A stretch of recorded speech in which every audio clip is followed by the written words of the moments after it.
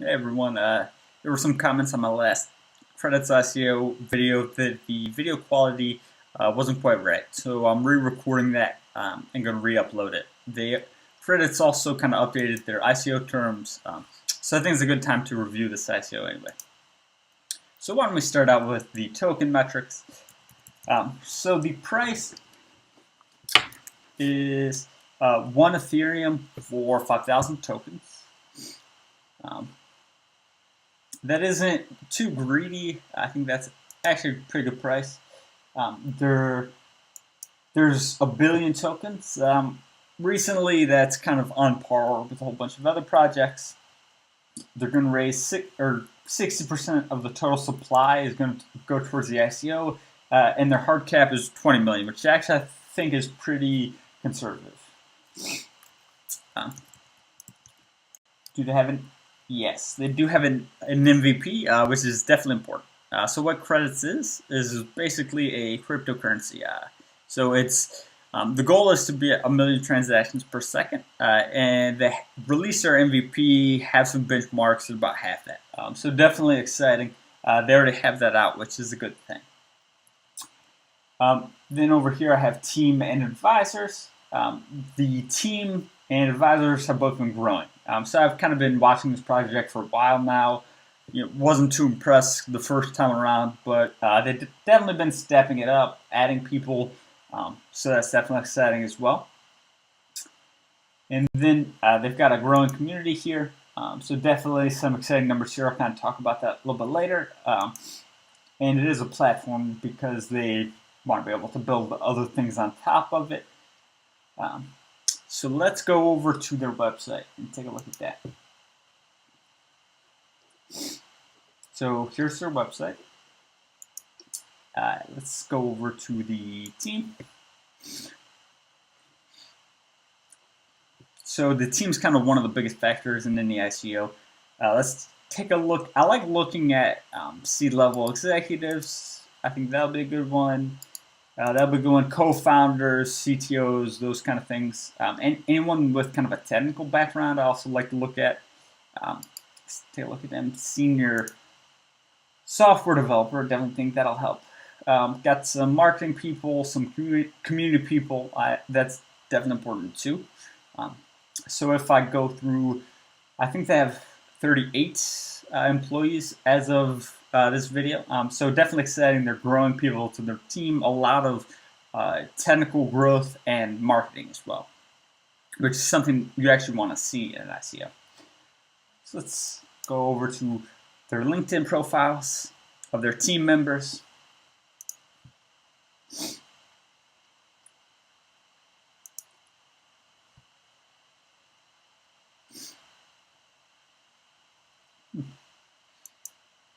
Okay, this is the CEO. So really, we don't want a crazy technical background for a CEO. Save that for CTOs and anyone kind of technical oriented.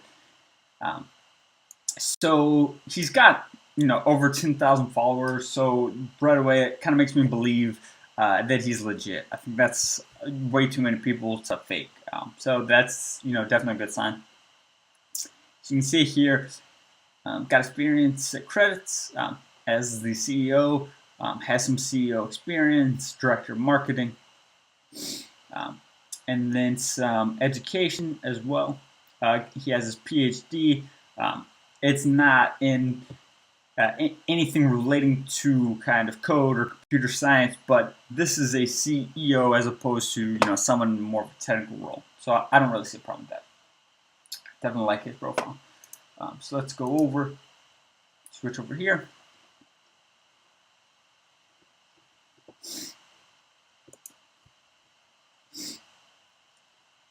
So I believe this is the other co-founder, yes, and the CTO. So let's go through his kind of background and history. So here he is on credits, has some other team leads and other developer experience, which is always good to see from a blockchain developer. It's definitely something good to see from a CTO level guy. Has more experience kind of with programming, a bunch of different languages. And there's even a couple more, I believe. Yeah, so all kind of experience. Some of this is pretty exciting, some blockchain stuff, which is good. Then if we go over to the senior developer,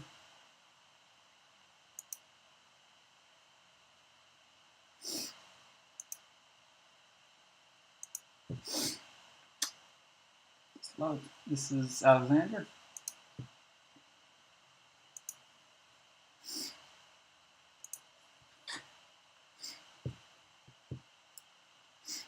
So he's the senior software developer.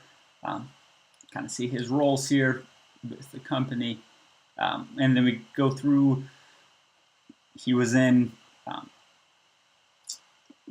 he kind of worked with platforms and programming before. It kind of goes back. He's got a master's degree. That's always good. I always like education, especially any advanced degrees. It's definitely a plus for me. Okay, let's go back to the website and take a look at their advisors.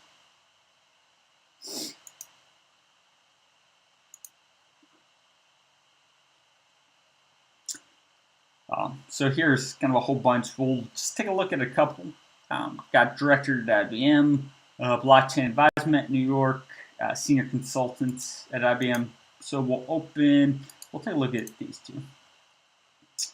Some blockchain experience, some tech advisors, looks like kind of from all over, business consultants, so kind of from all kind of backgrounds, which is definitely good.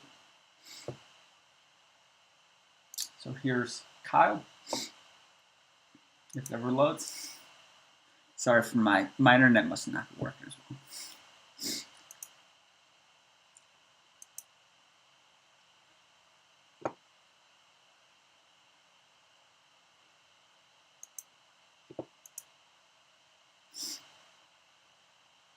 Okay, so here's Kyle. He's a senior consultant at IBM. It's definitely a good thing to see. You can see his work experience, IBM. You can further network. That's definitely good.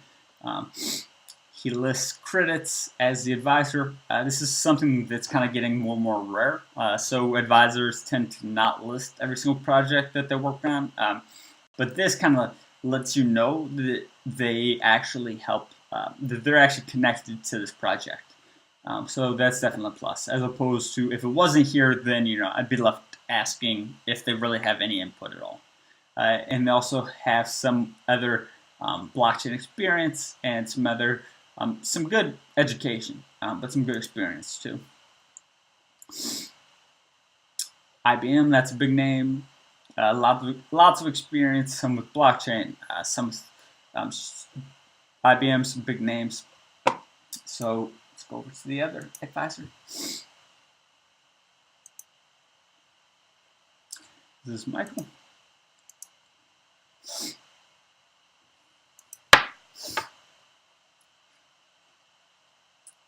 ICO advisor. Looks like he's got the blockchain experience. That's a good thing. You want to see that from someone who has the title of ICO advisor. So experience, got some advisors at some blockchain-related projects. Tech incubator on the ICO process. That's good to see. Some other ICO projects. That's also good. Have credits here, which is also good. Like I said, it's always good when they kind of do a shout out to the project. So this is definitely exciting. Someone with ICO and blockchain experience. And then we kind of go through and look at some of his past experience. Has an MA, is definitely exciting. So I definitely think he'll be a really helpful advisor. So let's go over to my notes on the project. So this project's kind of hard to swallow and kind of really understand. So the way I think about it is Credits is a platform that basically combines the best aspects of all these other platforms into one. So these are all kind of all-star ICOs they have. I'm sure most of you probably know all of them. So we'll start with Ethereum. So Credits has devs, which Ethereum has. Credits also has dApp scheduling, so you can schedule, you can batch. So that's kind of definitely exciting. It's like the next evolution of dApps. From Neo, Credits took Java.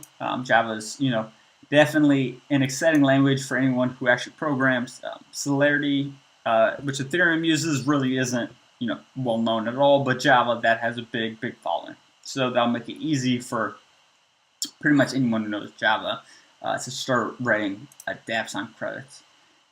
So from Chainlink, they have smart contracts. So the aim is to be at 1 million transactions a second, and smart contracts are definitely something you want to see. So banks, kind of financial institutions use smart contracts, and you definitely want to see that in a project like this. So for EOS, it took distributed proof of stake.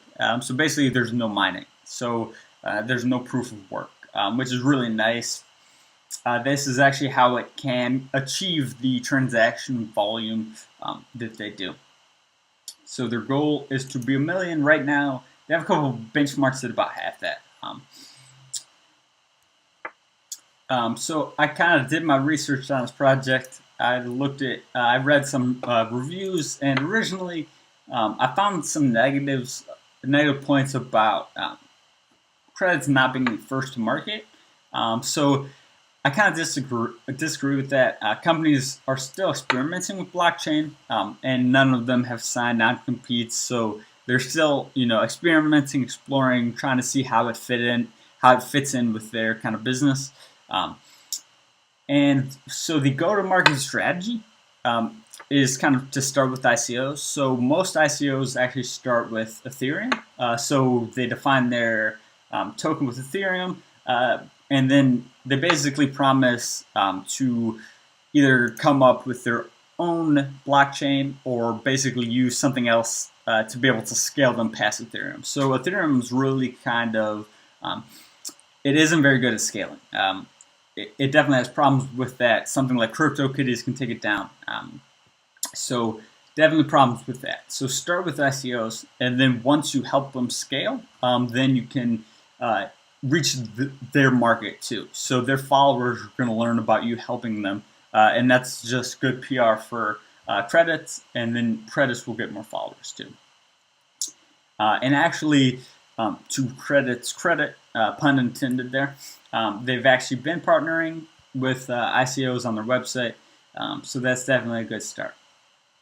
So kind of the biggest question is, should I buy on the ICO, or should I wait to buy this on the market? So right now it's got a really big community. When I first found out about this project, it had about 18,000 Telegram followers, and now it's got over 25,000. And if we look at the ICO and we assume that each person contributes about 1 Ethereum, that means 20,000 people can contribute, because remember, they're going to raise 20 million. So I mean, that's, I don't know, not a whole bunch of people, and I think those are conservative numbers. They do have 1 billion tokens, but like I said, they've got a really active community.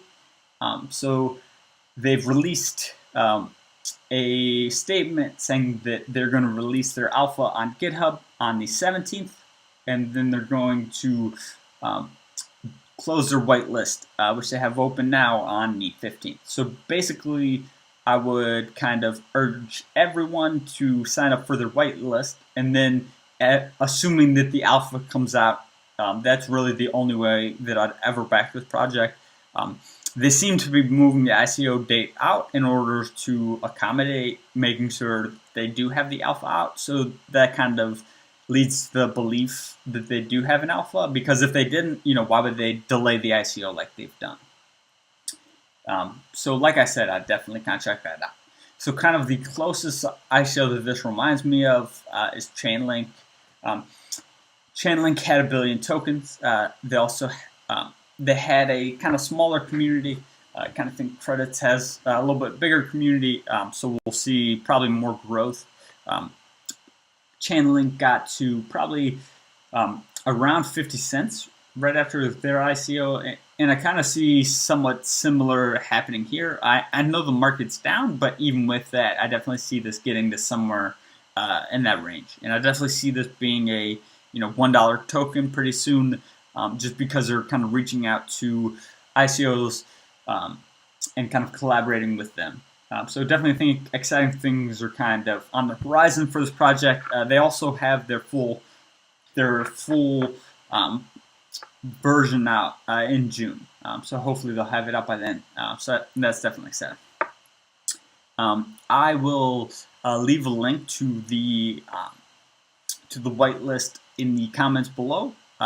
Thanks for watching. See you.